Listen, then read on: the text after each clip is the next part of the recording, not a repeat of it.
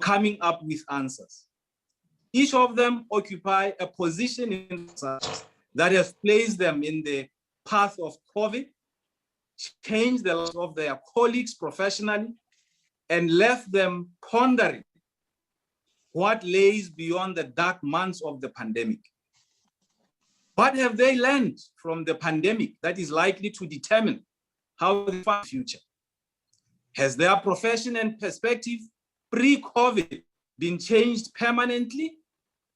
Has their profession shifted course and shaping them in unforeseen ways? We begin with journalism, which has been as hard hit as profession in Botswana by the pandemic. The questions before us in our forum include, can journalism recover in 2021-22? And if so, in what form will it take? What future of employment in the journalism sector? What form is journalism likely to use to stay connected with the public? What role will government need to play in supporting journalism in Botswana? Will the needs of readers and the future likely change and take journalism in new directions? So those are some of the questions that we will be able to answer or traverse. So, ground rules. Each panelist will be given 5 minutes to make his remarks. The discussion will be in 2 parts. The first part will focus on the impact of COVID to date, while the second segment will place emphasis on forecasting post-COVID. Kick off the discussion. I now invite Kathy to make her opening remarks.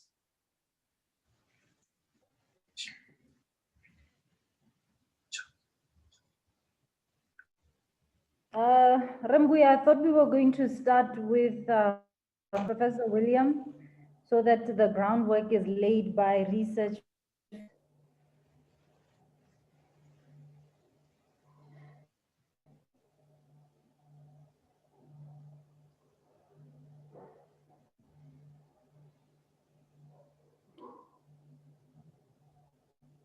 Okay, not a problem, Kathy. I think we can start with Dr. Malejani, who will lay the groundwork for us. That's fine. Okay, the good doctor can go ahead. Thank you, Buya.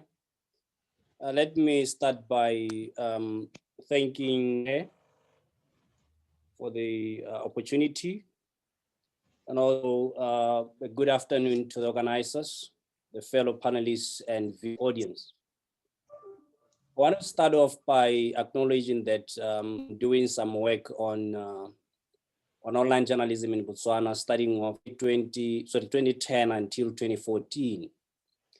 And then I did work again, this time focusing specifically on the impacts of COVID from September 2020 until February this year. In the latest research, I partnered with some colleagues from the University of Johannesburg, and we are looking into the impact of COVID generally in Africa on journalism. What I'll be talking about is basically to try and compare the 2 findings. Of course, it will be difficult to realize the differences, but for some reason, you will probably maybe pick towards the kind of differences that we have noted. That is online journalism during COVID and online journalism before COVID-19. Our first, in the research we undertook before COVID, that is 2010 until 2014, we realized that journalism in Botswana has had difficulties in fully embracing online journalism. Most newsrooms decided to be very conservative only in situations would they utilize the technology to flag news content, to try and maybe some of the blurbs on Facebook, and also bring in some of the newspapers online. What was interesting is that all these trends were mostly focused in distribution of content rather than content consumption and content production. Of course, now with the COVID, we realize that the adherence to COVID protocols has meant that there is no way in which it can exist without the use of technology or online communication platform. And they start off from news gathering to production and then to distribution and news consumption. I've been to about 6 ways through which COVID has impacted journalism in Botswana. The first one is its impact on newsroom practices. What we have realized is that the sourcing routines, this is practices in newsrooms, have actually changed. And it has been that previously you'll have journalists having to go out, do in-depth interviews, do face-to-face interactions with their sources. This was helping in a way because they could also observe a way of communication when they were talking to their sources. And this will help in the way they will confirm that the content or the stories they were getting a true and true reflection. However, nowadays it is difficult that they have to use technology to reach the audience, I mean the sources. These include using mobile phones to do phone in, also to use mobile phones to try and, at least for radio, to use mobile and landline phones to try and reach the audience from outside as well as the sources from outside. And then we also see some on news distribution. Some papers have resorted to fully embrace publishing. We no longer have prints for some, and some are still continuing with the print version. However, what we have realized, we still see some kind of shovelware. This is what newspapers are doing, particularly in Botswana, is that they take what was meant for, they produce it specifically meant for print, and then they circulate it online. Of course, there are principles that should be followed if you are to fully embrace online journalism. And then we realize also that there was kind of impact on newsroom revenue. There's been one radio has, during our interview, have acknowledged that previously they'll make up to 800,000 per month, and this reduced to about 350K. The trend has also been observed in broadcast media. And at the same time, we see some shrink due to, in advertising, due to the impacts of COVID on the economy. What the industries that used to advertise in the media are starting now to find it difficult because they also have problems with regard to making revenue. So for that now they are going to be impacting on, that is going to be on the local media, which is using them as a source. And then also some bit of challenges when it comes to the operational costs. This means if we depend on technology to try and bring out content, to try and produce content, and to try and distribute content, we are going to be incurring high costs. One of such is the internet. Internet consumption is going to be very high in newsrooms because they have to really, that content that is produced there is of high quality. And then there is also some bit of problems with regard to the airtime. They're also costing. And then in addition to this, the readers that have been impacted by COVID. Today, has been labeled as one country which has high, relatively expensive internet charges. And for that reason, it means many people will find it difficult to download content. Most of the stories that are being, or the newspapers that are being shined, there'll be around 2 to 3 megabytes. And then many people will not have the time to download those newspapers if they're sent straight to them and through other means like the internet. And then there's also a little bit of problem with regard to the audience themselves. Botswana may be simply a middle income country, but what we realize is that a large portion of the population still does not have access to the internet. Maybe we'll say they live below poverty datum line. For that reason, it's going to be difficult media to reach them. And then lastly, it is also observed that most people, traditionally, they use mobile communication, access social media. And the only time when social media is becoming, is bringing news that is interesting to the audience is if it brings which are hard news stories. This means there will be some form of selective content during consumption. I want to say, nonetheless, we have some news outlets such as Argus Online, as the daily news, People's Daily News, which particularly use online spaces like social media to distribute their content. And this bring evidence in terms of pictures and multimedia, which is videos and the sound. At the same time, they try to bring hard news stories to try and attract audience, more readers. What has become a problem is that they will not be bringing similar news to what mainstream media has been doing, because they are battling with trying to attract more. And then at the same time, they are trying to push in content which has media features, which makes it difficult sometimes to write online. Nonetheless, we are still progressing to believe that with some bit of changes, we will realize changes in the way, changes in terms of COVID, we'll realize changes in the way journalism is facilitated within Botswana. Thank you.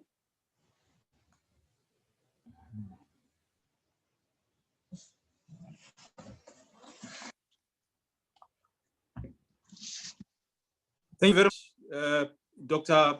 Lisito Akwana. We really appreciate your insights on the impact of COVID on media, both in terms of the content providers and audiences. We really appreciated that. Our next panel is Kathy Malijani. Take it away, my sister. All right, thank you very much, Buya, and thank you very much for allowing me to be part of this. I think it's a very interesting conversation. So to my fellow, I'm also really excited to be here, and thank you all for being part of this. I think Professor William did a couple of the issues that I want us to touch, that I wanted to touch on. I think the issues looking at revenue affected as well as staff cuts were some of the points that I had wanted to raise, so I won't repeat those again. But looking at how COVID-19 has affected the industry, and I'm speaking from a background of radio, having 10 years experience in industry, that's the angle that I'm coming from. So I looked at it and was actually both good and bad. And some of the good that came from COVID-19, we did have a surge of interaction. We did have an increase of listenership, especially during the lockdowns, where it seemed as though people were engaging with us. And I think Professor William also touched on the issue of credibility. What we realized was a lot of people to us as traditional media, as media that, were able to bring forward issues or stories or issues that were verified and credible. So a huge, I think, aspect and a huge point that grew from radio. Another one was the issue of advertisements, which we did have quite a number of, especially public service announcements that came through, and of increase in revenue during this time. Another that I looked at that was more on the positive was the aspect of radio merging with other media. And I'll give you an example. We had the debate of the state of emergency, and those were some of the things that we would also be broadcasting live on radio. We did have a number of those happening. So there was that merging going on. In addition to that, we did have also some radio stations, unfortunately, the one I'm allowed to didn't jump to that opportunity, but I do believe we're in the process. But we did some radio stations joining and merging with TV Bouquet and coming available on different media. I personally did start streaming on Facebook as a way to enable, the radio station to, or the show that I am doing to merge with other media, which, would open the platform to allow more people to interact with us. In addition to all of that, now moving to the issues, so good, I've already highlighted the issues around revenue affected, staff cuts.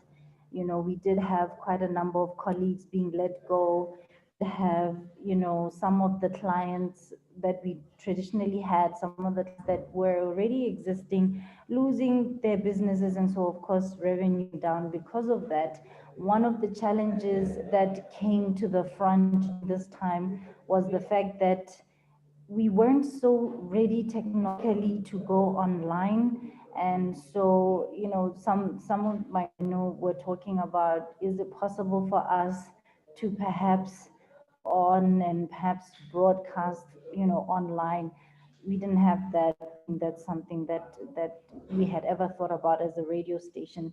And then the point that really was very challenging, if you can imagine a studio and the logistics around the studio, an airtight space, and then think about if you have a scare within that situation. It's something that psychologically, a lot of people were not ready for. A lot of people had quite a challenge with that. So I think I'm going to leave it there. But with regards to the way that impacted the industry, especially looking at it from radio, there were good, bad, and I think ultimately a hybrid going forward to part, a hybrid of media is what is going to have to happen going forward. So I'll leave it there, and then we can continue at the second part going forward.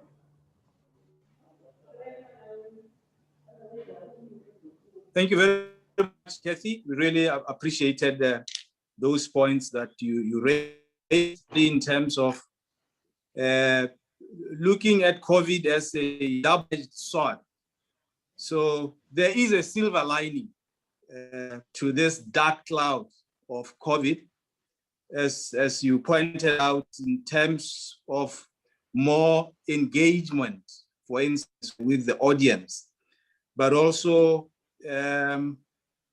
creating some revenue in terms of public commercials, especially for radio. So thank you very much, really appreciated that. Our next speaker is Pamela Dube.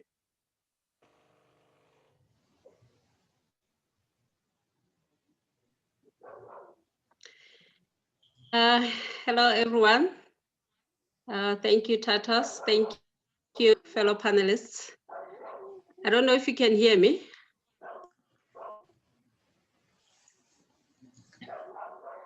Okay. Hello, everyone. Thank you for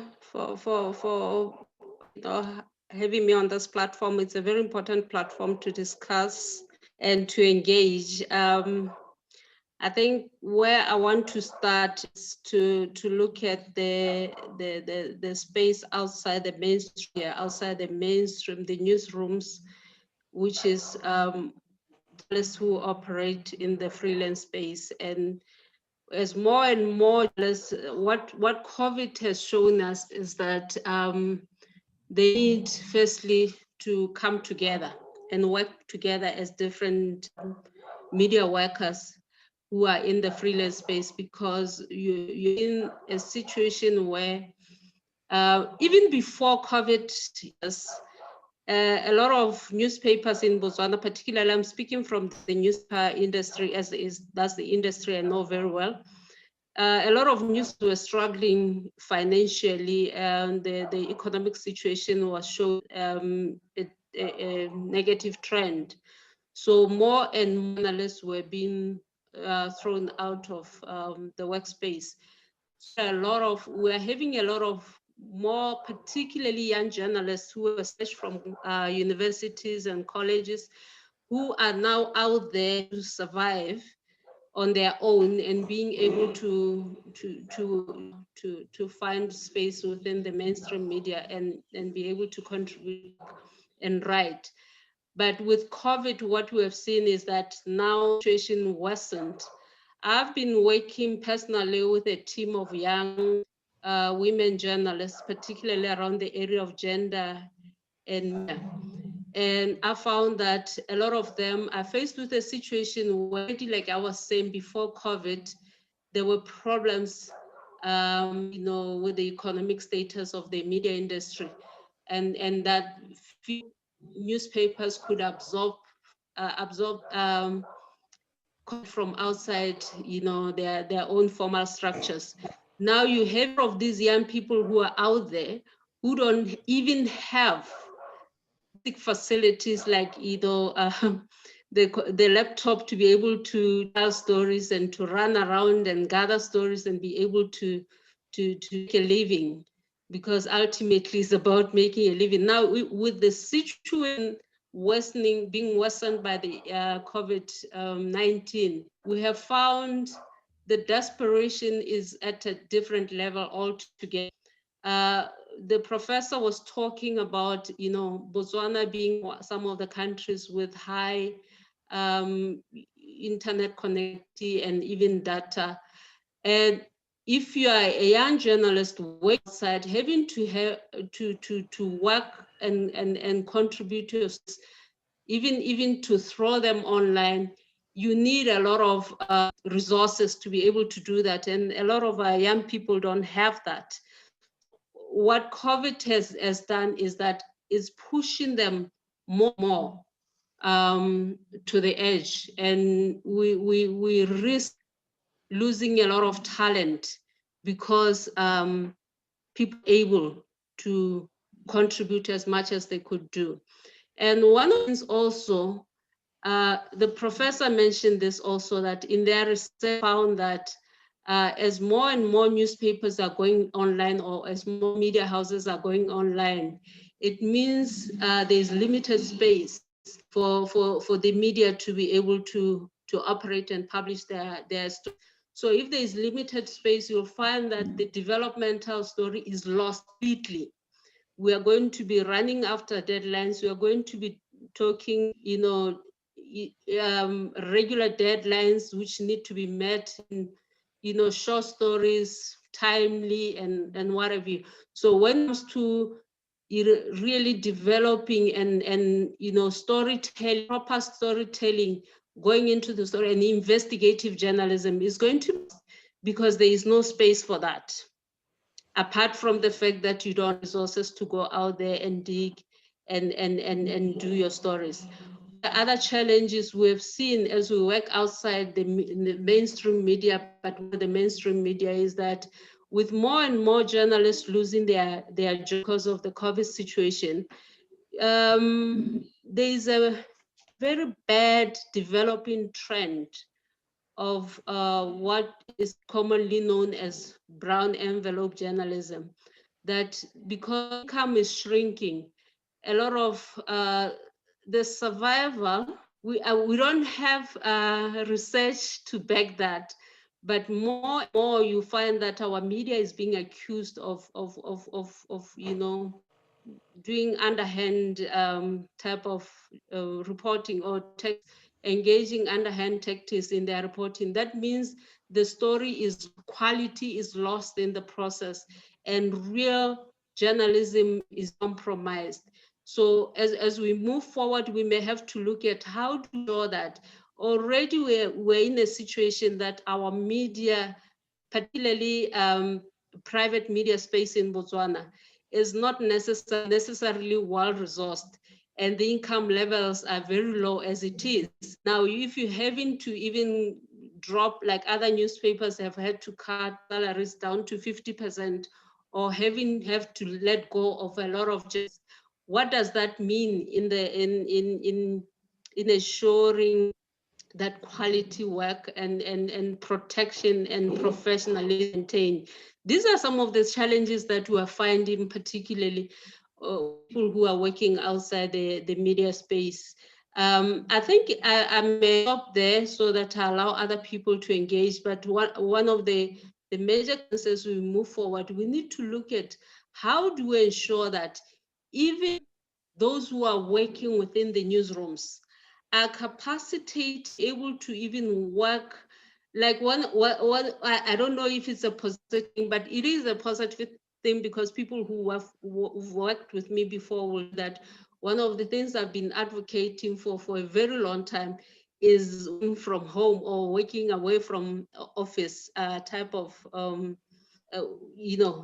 but and that's what we have seen during the COVID era that we're in, that more and more people are forced to work from the office. But to do that, you need to have the resources to be able to do that, which are very limited as we speak.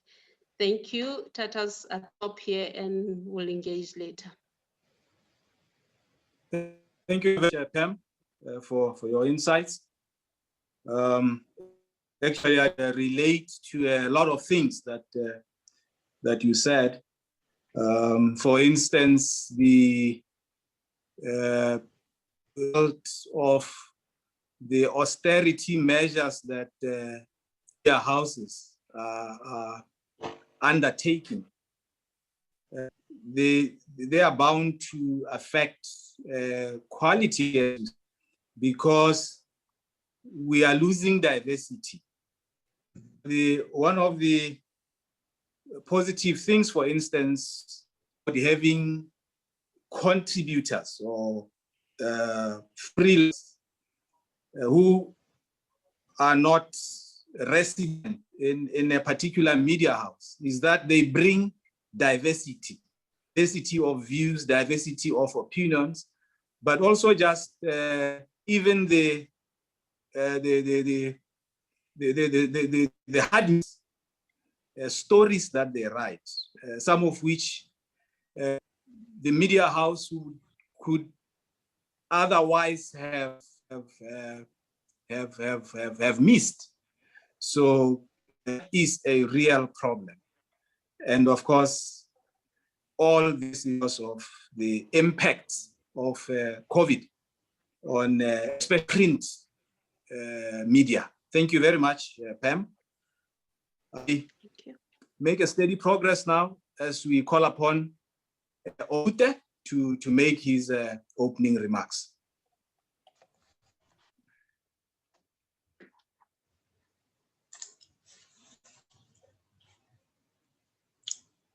Thank you, Chair. Thank you for this opportunity. It's quite an interesting discussion. From the speakers who have spoken before me, I've learned quite a few pointers, which I think listeners and those who are watching from different avenue platforms can actually learn the intrigues within the industry.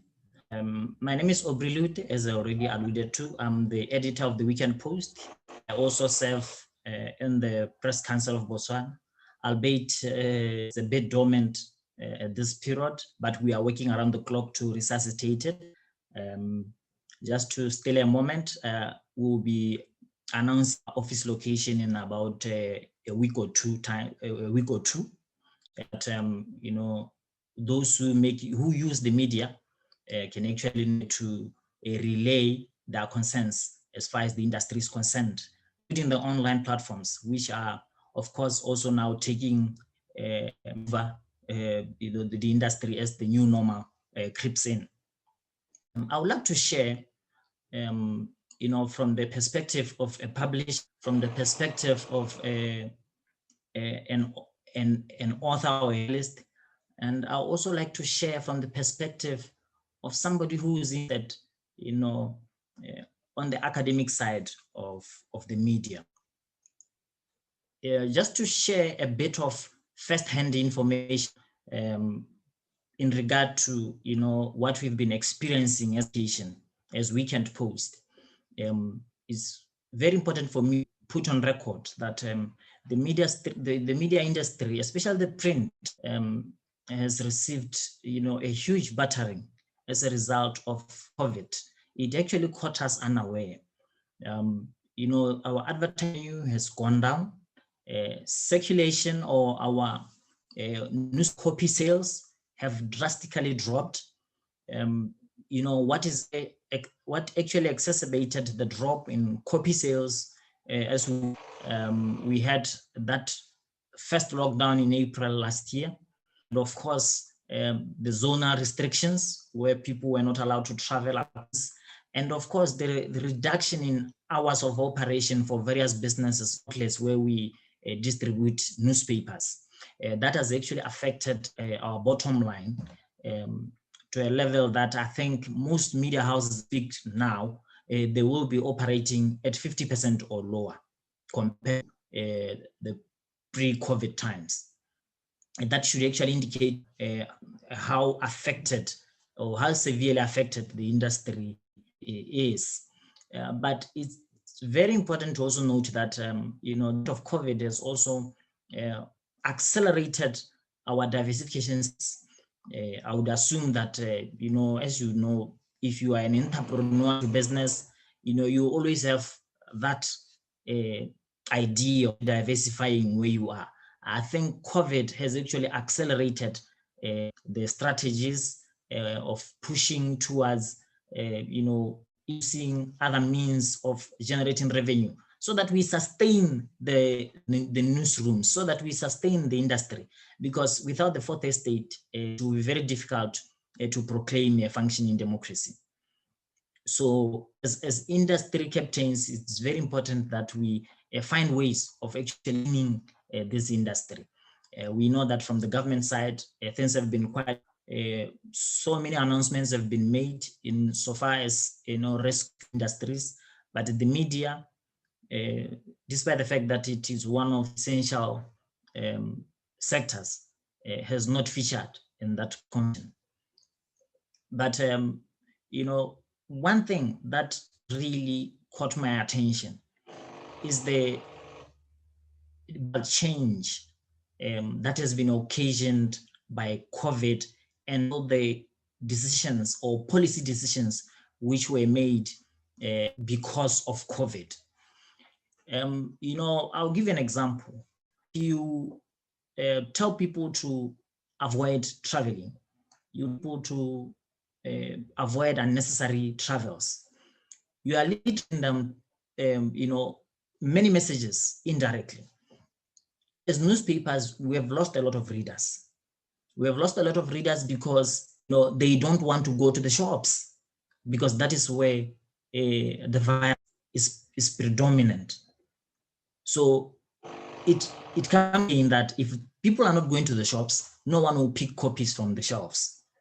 It is hurting us greatly to that most newspapers, if not all, have actually cut print orders significantly because there was no one to actually consume. Another trend that I've observed is that because there are so many nations, including at the border, including certain manufacturing industries, this has affected supply chain.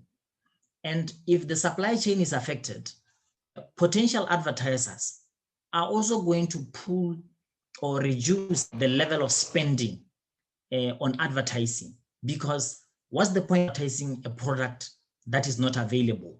So it means that if products are not there, the media also gets to be affected. There's nothing to be advertised.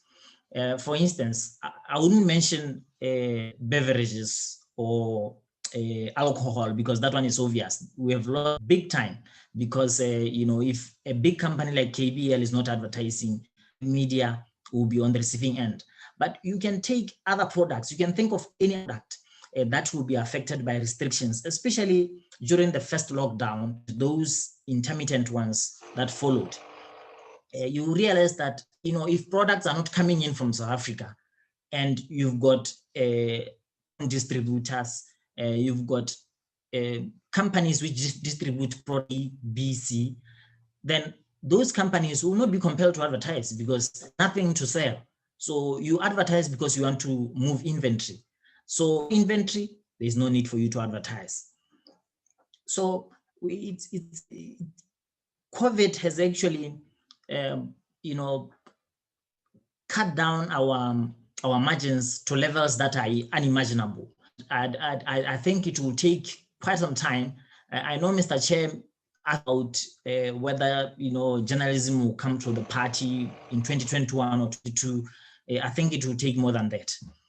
I see it stretching 5 years or so for us to recover fully. Taking much of the time, I think let me also a bit on how this COVID has affected the newsroom now inside. We have been forced to divide our staff into groups so that we comply to COVID protocols, which is very important because health comes first. But then it comes with the human resource challenge, the intrigues, we still have to learn how to manage who are not working from within the confines of the office. Because as we have, if there's a culture, it will take a bit of time for you to divorce from it.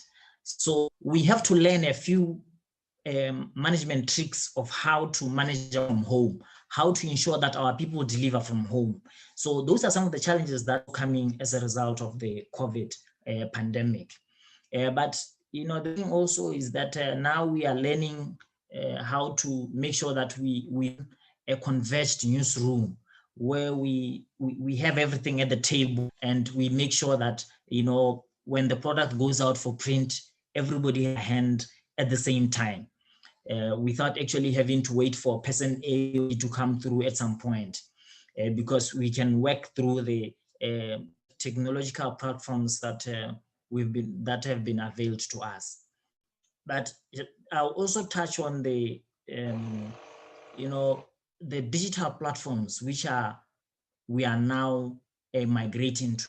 This is how they are affecting the quality of journalism. When you have a newspaper title on the Facebook page, on the Facebook platform, it competes with other platforms or other brands whose sanitization of the product is not as thorough as yours. And what has been happening, according to my observation, is that it doesn't matter what you have done on your platform. What matters what somebody has picked from elsewhere. You'll be lumped with the poor quality that is inherited from elsewhere. So that's my problem with the online publications or online sharing, because we still have to come up with ways of trying to regulate online publishing. We have to come up with ways of ensuring that people adhere to those who publish or own those platforms, adhere to quality standards that are required of journalism. Because the danger here is, somebody reads something on Facebook, they don't say I read it on Facebook. They say journalists are a problem. They lie a lot. They'll say newspapers lie. They wouldn't even mention from where they picked whatever they are talking about. They just lump the whole industry with the shoddy work that they've picked from Facebook. So the citizens journalism that we spoke of, I think one way or the other, it needs to be regulated. It's quite a task to regulate it, but I think in other countries, okay, they've already started to try and regulate. Lastly, what is also worrying is that the traditional media or the mainstream media, had the advantage that it was reaching out all demographics. One thing we should note, I've picked also from the good professor from UB, the penetration, the internet penetration and the accessibility. But one thing is, technology is the preserve of a few. Technology is the preserve of a few, and we are going to have a lot of non-dominants, a lot of marginalized groups not having access to content, not having access to our content. They don't have access to technology. You know, like he mentioned cell phones and all those things.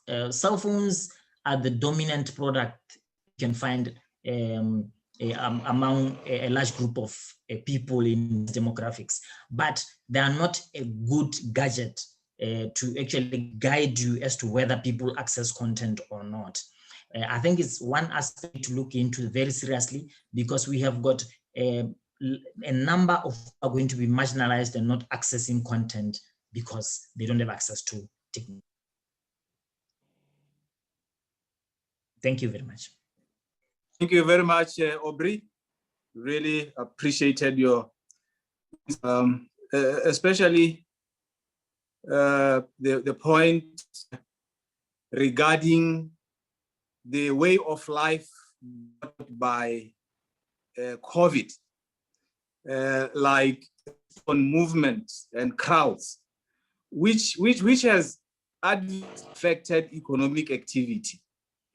And of course, as you say, respect to especially print media, newspapers, copy sales, but also advertising. Because shops, retailers, for instance, who are big advertisers in newspapers, may not be too keen to advertise their special. No, but we are not allowed to have too many people in our stores. And therefore, newspapers miss out on that type of. Thank you very much. We really appreciate it. Our next speaker, Ushinkatsiang. The floor is yours, sir. Thank you, Mr. Chairman. I don't know if I should get onto the video. I think I'll do that. Yes. Thank you, Mr. Mboya, and thank you, colleagues, and good evening, everyone, wherever you are watching us from. I think a lot has been said by the previous speakers, and I probably will start with the last point that was raised by Aubrey, and that is, I think, the impact of the migration in digital platforms on the quality of the that the media actually produces, and also on the consumption that product, how people are actually consuming that. And that is that I cannot obviously speak with regard to the business side of the media. Suffice it to say that the impact of COVID on the larger has obviously been felt by the state in terms of the state coffers, and that is why you are seeing these measures in terms of the cut down in spending. That also has impacted even on the public media. What we also say is this: I think it was always inevitable that the media would always find itself in cyberspace. I think what COVID did was just to accelerate the need to be able to socially distance, the need to continue to access the experiences has forced us, I think, to accelerate the to cyberspace, and that has obviously implications. What we have seen, for example, is the blurring of lines. I think much more than ever before between within the traditional media, where you see now you almost tell the difference between what a newspaper is and what a television service is, or what a radio station, radio service is. and what a television service is, all have been lumped into the digital platform. Now, as a result of that, the way that we have been, for example, getting source where we have been gathering the very raw material that we use to generate content has also been impacted. We now have to contend with having to almost be, dependent on the camera more than just the pen, where we now have to actually get our sources even virtually remote, which means there are limitations as to how much you gather in terms of the information that you want to put on. Of course, there is the upside to that, which is welcome to the production methods. You are able to work remote, as I think has been pointed out by Pamela earlier on about home, where you can now, you don't necessarily have to have all your resources lumped into one space. They can be able to work from afar. Obviously, there are cost implications to that, but upside of it is that you can now work from any place, can become a or a source. So those are the I think the positives. What COVID has done, in other words, driving everyone the digital space. Now, the one thing that we would like to look at is how this media that we are putting to the public, or the content that we are putting out, is consumed, and the sort of what really the thought process that goes into what we put out into in space. It has obviously been influenced largely by the phenomenon called trending. In other words, it's trending, not necessarily what's of public importance, or what are the details that need to go out there, but what is. And as a result, you find that the quality, or shall we say, the structure, the content that we put it out there, is meant more than anything else to if you like, provoke response, provoke clicks, so to speak, so that you have as many people on that as possible. And I think it all has to do with making sure that brands continue to become relevant, so that become marketing platforms for potential others. So as a result, you find that because of shifting in terms of deadlines, in terms of the time that the media are operating in, it's a 24-hour, 24/7 service, where you see a newspaper coming in, on an hourly basis, where you see a new headline coming in. That means we are driving more than anything else. We want to hit clicks, and as a result, it has an impact on how we put out the story out there. And which brings to the issue of the influence storytelling mechanism itself. Pam spoke earlier about skilling young journalists to help them to be able to earn a living, and in this new environment. And I believe that because of the explosion in the advent of citizen journalism, where anybody with a camera, if you like, with a smartphone, able to publish, there is really a need to be able to focus, and I think to focus on the quality of the story.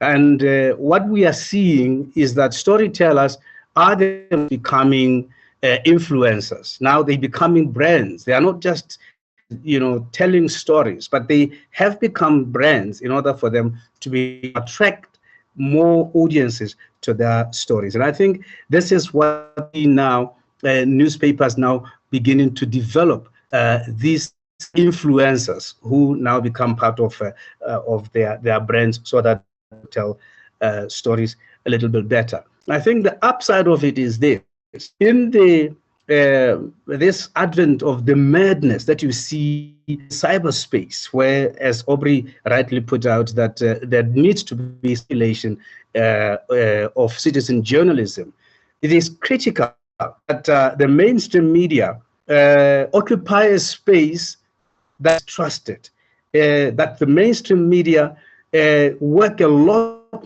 on their integrity, because whether we like it or not, so humanity always wants to make sense of its environment.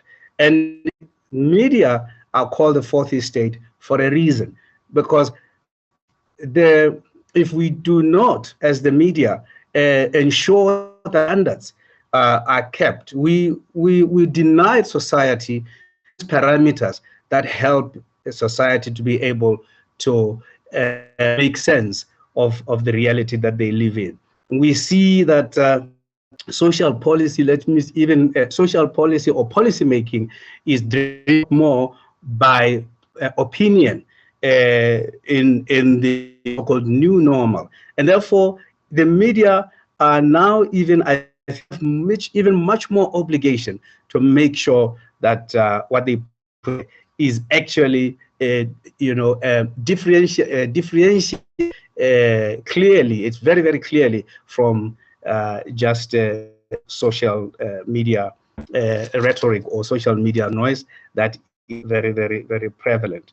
Now, the one thing that we have seen is that there's been an explosion of these platforms, or these offers that have now assumed they've assumed the nature of so-called newspapers, TV, radio services, and so forth and so forth. And that is a regulated environment. And this is what I think the mainstream media are grappling with in terms of competing for the space between the ears, or shall we say, in this case, the eyeballs that everybody is chasing at this moment. I think the question that was asked by Titus earlier as to whether or not journalism will be able to recover, it will recover. Not about that. And as I said earlier, society must at a given time make sense of its environment, and it is these platforms that are set by the media that help and enable society to be able to make its environment. So I think we are going to see a gravitation. We're going to see an evolution of the media in the new so-called becoming much more digital, becoming, but much more focused, because people will be looking much more at niche, where they will be able to trust their specific brands. So I think all is not all lost. Of course, the pain is felt by all, because what has happened is that it has a direct impact on the economy, and there has been a lot of trickling down effect. There's been a knock-on effect on aspects of the economy, not just the media, but all industry have. But I think it will eventually gravitate towards a better environment. Aubrey spoke earlier about resuscitating the press council, and I think that's one place where the press council now must begin to look at ways of making sure that the media continue to be relevant in Botswana. For your attention. Thank you very much, Retsiang. That's a beautiful way concluding this segment of our this evening.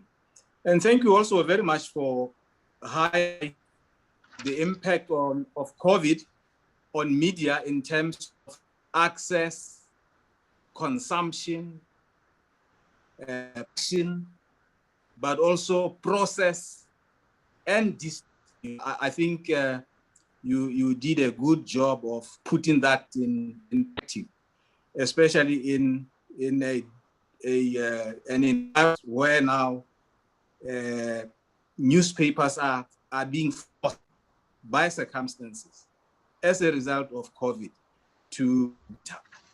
Thank you very much. I think we will pause a point so that now we can give us an opportunity to also either comment or give their own insights or question to our panelists. So we will, those who are on Zoom, you can either post your question on the box or the chat room, or just raise your hand, then we'll identify you. And those who are on Facebook, who are watching us on Facebook, can also post it on or question, then we can read it out of everybody. Thank you very much.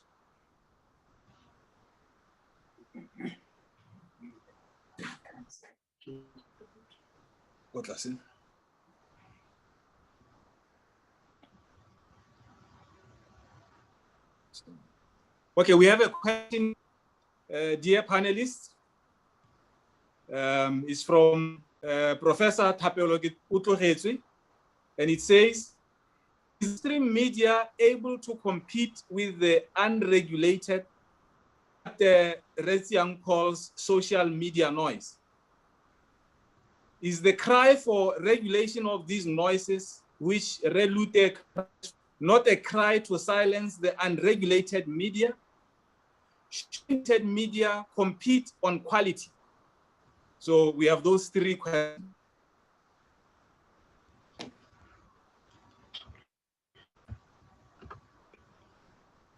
Who answers the question?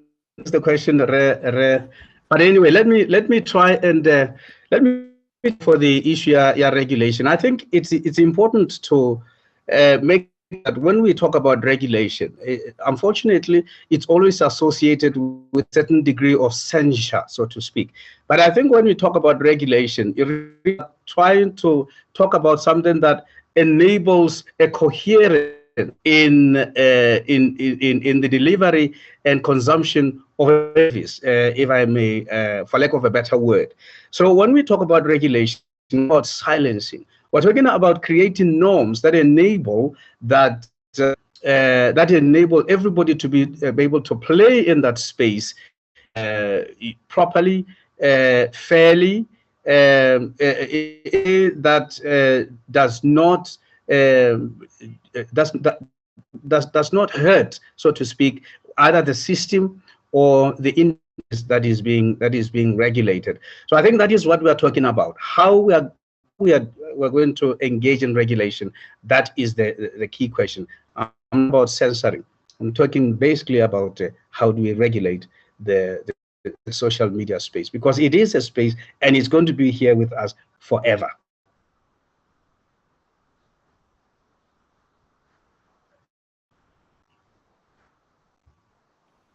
Thank you very much. The two other questions. Please, panelists, feel free to chip in. I can see Dr. Lisito Kana. Please go ahead, good doc. Okay, thank you, Rembua. I think what is key is not necessarily for us to perhaps spend more time looking into the issue of regulation, but maybe what could be the way forward. We now understand the environment that the media operates in. We now understand the impact of technology, and we are also having it clear with regard to how stakeholders themselves respond. So for that reason, I think to start building on what could work for us, my first viewpoint will be to maybe what technology brings to the media. Technology is what we call convergence. Even the mainstream media can still find its root social media, can still going to social media and existing there, people going to digital space and existing there. So what comes to be important is for the mainstream media, the newsrooms, to find a way in which they can exist within the digital space. They do this, now they will also try to find another way through which they can appeal to their key customers. Some scholars are considering key customers to be the advertisers, and then they are saying the readers of the media, or are actually the teasers, those which are being used to attract the customer, the key customer advertiser. For that reason, now the media should see to it that we try, or maybe the media itself tries so much to try and entice the advertisers going into their space. Let me perhaps even mention the function of the media, and maybe several factors that we could consider here is the stage for development. Like, is the media developing society? If it's not developing, can it develop?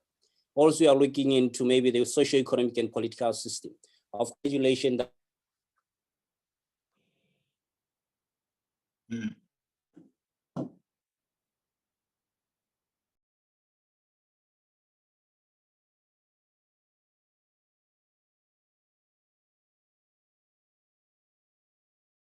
be left at the way we are supposed to restructure the way we operate as the media.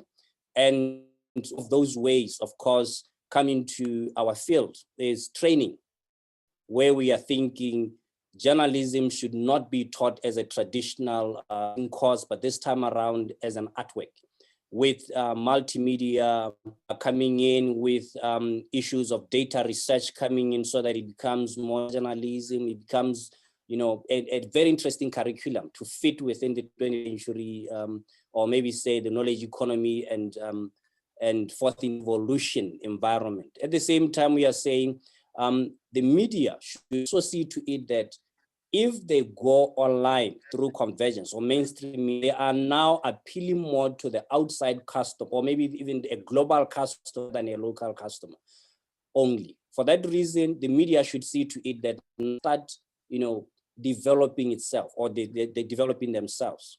Thank you.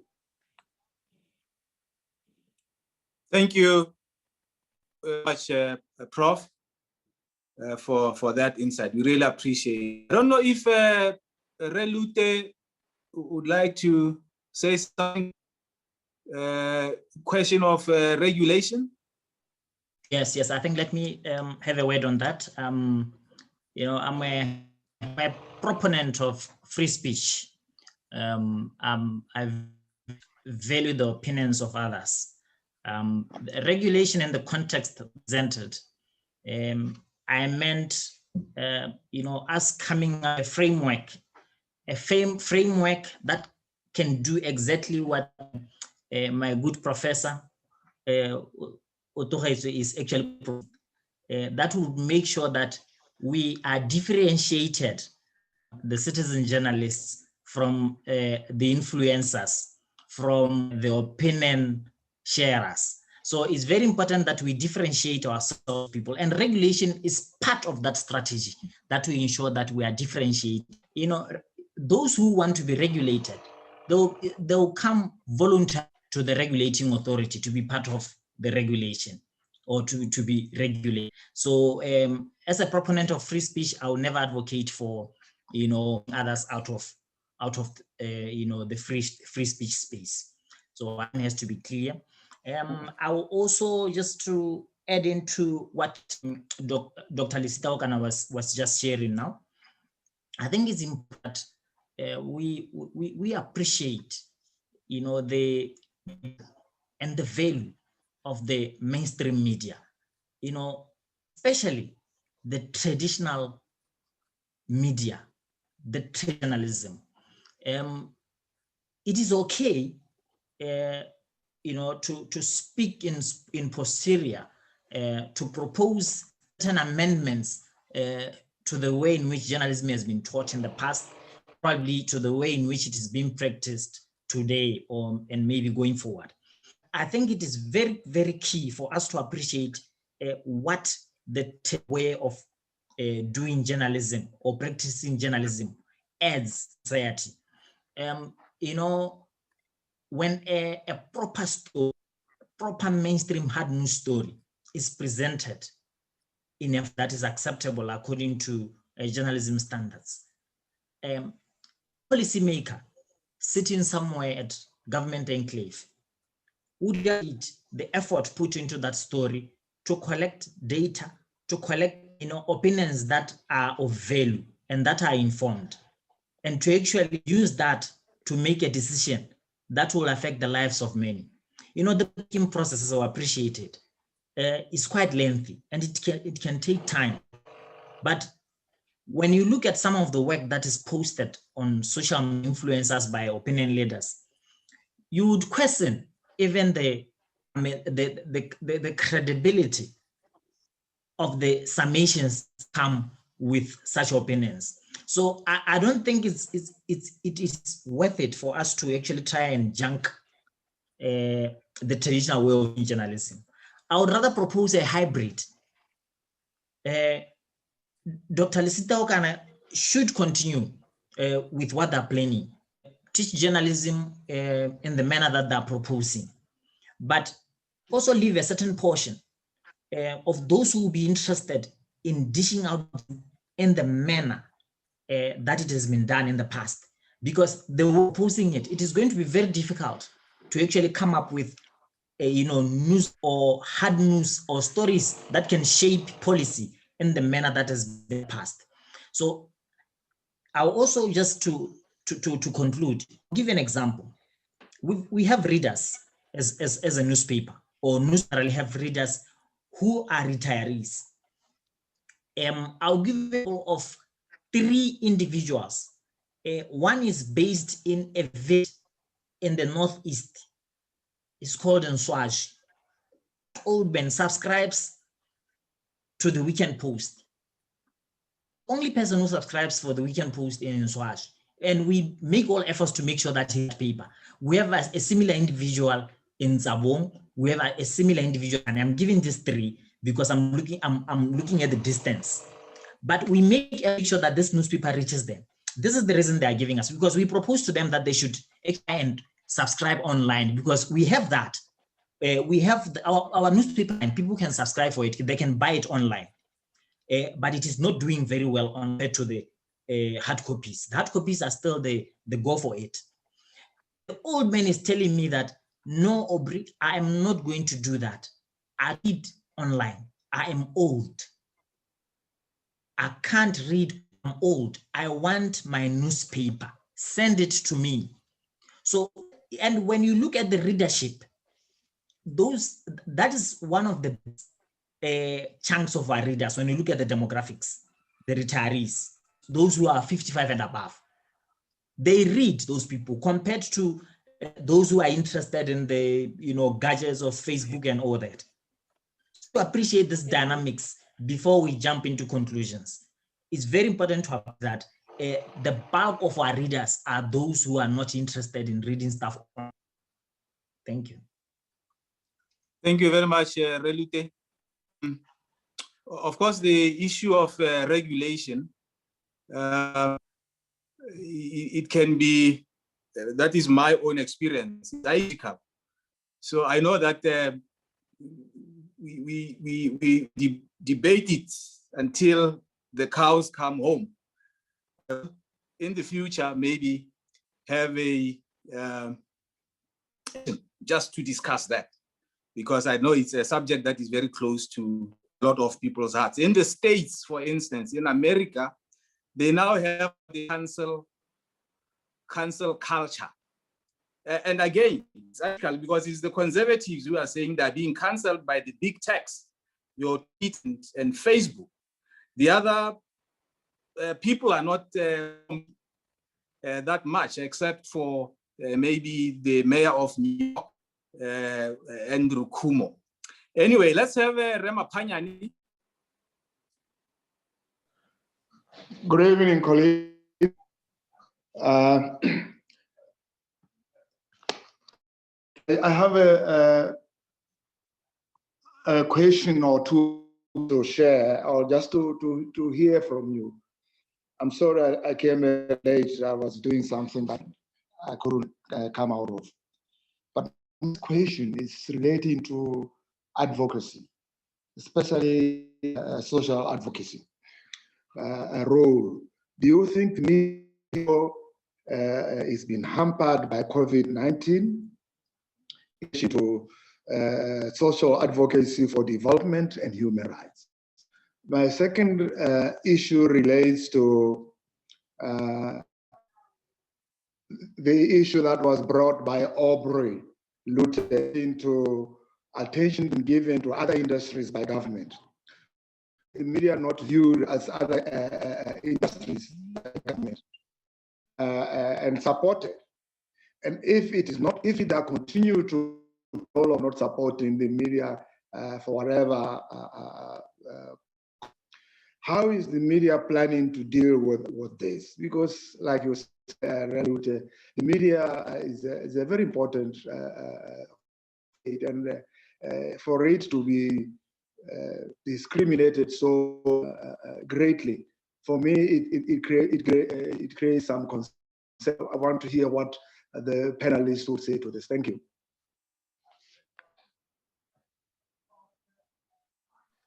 Thank you, Ramapanya. Please.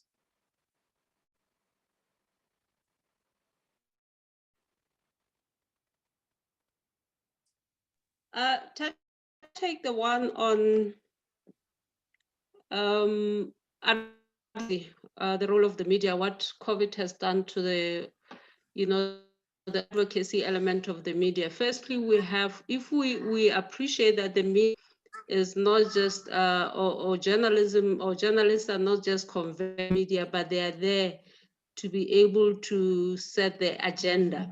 Therefore, we assume they are there to advocate for certain things. They're there to be able to be the voices, like we always say, the voice of the voiceless.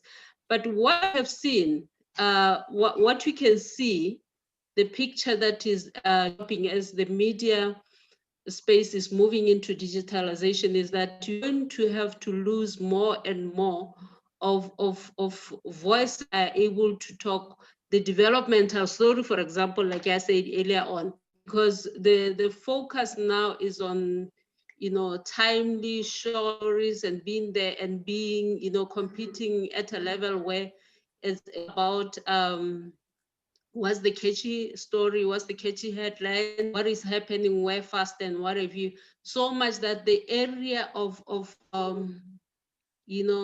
developmental reporting, in even advocacy in the process. And again, don't forget that even before COVID, we were a serious problem in Botswana, being declared a middle income country. We're losing, we had lost the donor agency or funding. Therefore, even our advocacy arms, which are MISA Botswana, Luther was talking about the press council being right now.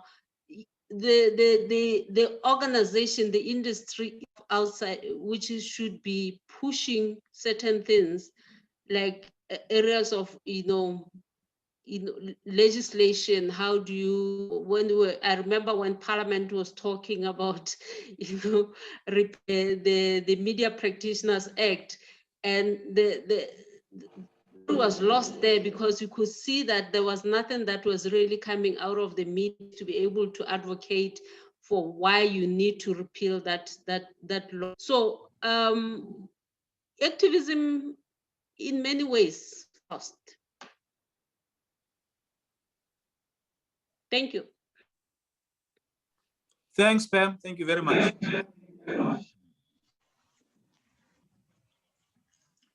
Maybe just to chip in there, what we are doing to really push government to try and come to maybe try and assist the media, to cope with this as presented by COVID. There is supposed to be a formal proposal to be channeled to government through the editors forum. I'm not quite sure as to where we are with that process. maybe in future when we engage again, we would have I would have a proper size to where we are in trying to engage government in that regard. But, there was a proposal, or there is a proposal to which we made contributions, to us to be forwarded to government, but still need for a follow-up in that regard. But it's quite unfortunate, as Rema Panyani stated, that you know, the media, despite the critical role that it plays in the society, appears to be neglected. I'll give you examples. It comes to austerity measures. We are one of the first industries which are deemed unnecessary. Will make sure that they cut whatever was supposed to come our way in the shape of advertising. You know that there has always been this silent advertising, and the narrative is refusing to be. It's refusing to go away. There are certain departments which, when you try to communicate of soliciting business in the form of advertising, they will tell you that no, not private press. But when you try to talk to the minister or officials, you know there's nothing like that. So we are between a rock and a hard place. We do to talk to, because you know, we are given answers when we ask the top people. They tell us something else. When we try to inquire with those who are responsible for implementing, they tell us something else. So it's very important that you know, government clear policies. You know, policy is a very, very important statement. It has to be clear so that those who it is intending to target understand it, and they can plan better. If we exactly as to what the stand of government is as far as advertising is concerned with private press, would not be wasting trying to solicit business from government. Would actually find ways of trying to survive, of which we are trying to do today. You know, our market dynamics in Botswana, without government, is very difficult very, very difficult to survive. It's a discussion that we need to actually, you know, amplify with government to actually get to the bottom of this. Regulation, like Rembuya said, this one will always be too. When we try to raise the issue of regulation, there are those who the narration that you are trying to stifle debate, you are trying to you know, stifle people with opinions so that they don't share. No, that is not the whole essence of, you know, pushing for regulation.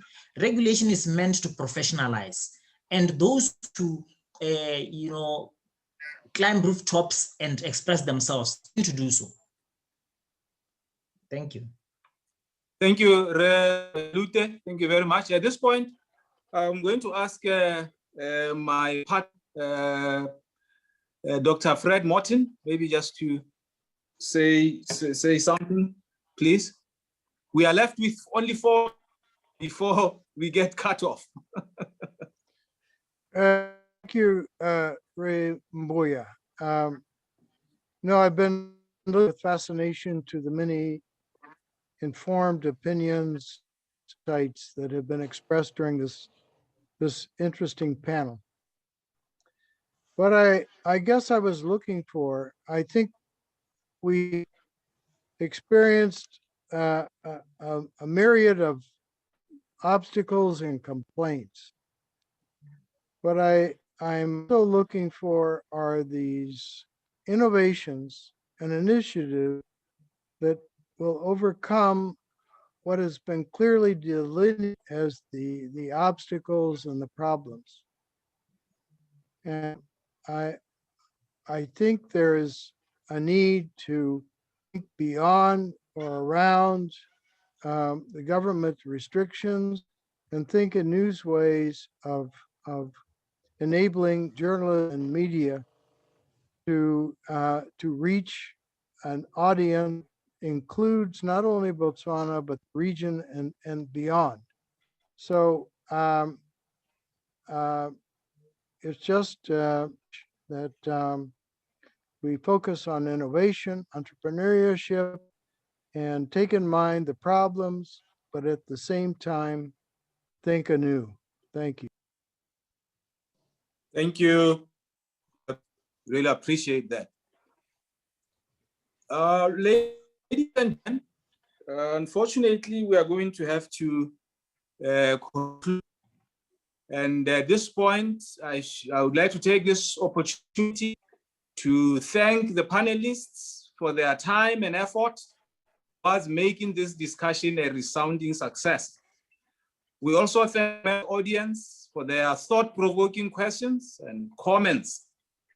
On behalf of the Botswana Society and MIRI, I wish to remind this is the first in our series of COVID impact forums, to be followed in the coming weeks by a focus on education and the national economy.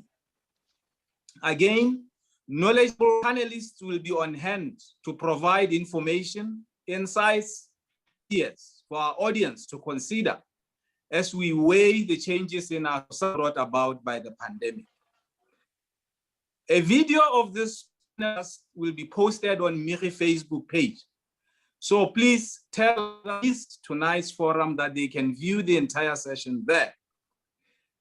But not least, I would like to thank the administrator, Fang Charles, for putting it all together from a technical point of view. Good night, everyone. Bye-bye. Bye-bye. Thank you very much. Thank you. Bye-bye. So long. Bye, Sinka. Take care, man. Bye, Fred. Bye. Hey, man. So much. Bye, Kathy. Bye, Kathy. Bye, Fred. Bye, William.